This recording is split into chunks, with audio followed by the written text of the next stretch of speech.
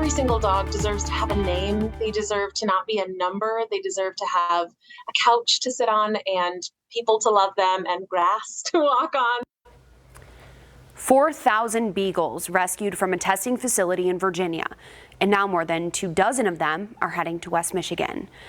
On Saturday, the Humane Society tried to get the word out so they can finally experience life with families. Now, I do want to warn you, some of the details you're about to hear are disturbing. Reading the articles was really hard. Seeing the pictures was even harder, but knowing that we could do something to help, that's obviously always our goal. We always want to help these animals as much as they can. Humane Society of the United States partnered with Humane Society West Michigan to help find permanent homes for more than 24 rescued beagles, just a fraction of the more than 4,000 saved from a testing facility in Virginia. They were being kept in really horrible conditions, prison-like cells, very unclean, filthy. A lot of these animals were sick. They were all under socialized, and some, when they actually were able to get law enforcement into the facility to get the animals out of the situation they were in, some of them were even deceased. We've been familiar with this facility in Virginia for a long time, and there's no other way to put it other than it's essentially a dog factory farm. I mean, at any given point, this facility houses thousands of dogs, all of whom are destined for use in often painful and often deadly experiments. According to the Humane Society, the transfer plan received court approval after the federal government filed a lawsuit against Envigo back in May, with the company being accused of several animal welfare violations. Just to put a fine point on some of the things that they found in this facility, over the course of months, they found more than 300 puppies who had died for unknown reasons, quote unquote unknown reasons. There were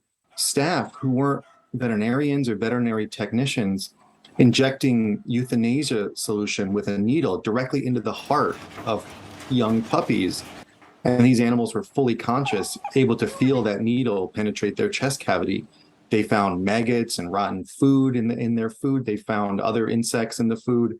The dogs were so cramped in these crowded cages that there were numerous instances of mothers actually rolling over and suffocating their puppies inadvertently because the cages were so cramped.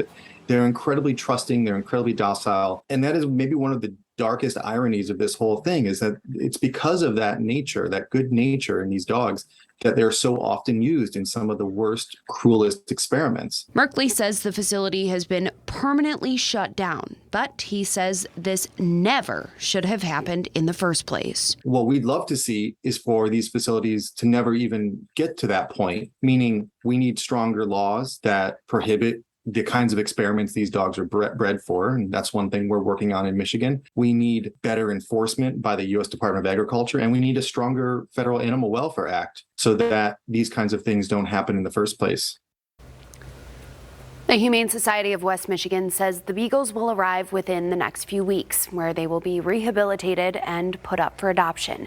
In the meantime, if you'd like to donate to help out with those efforts, we posted a link on our website, fox17online.com.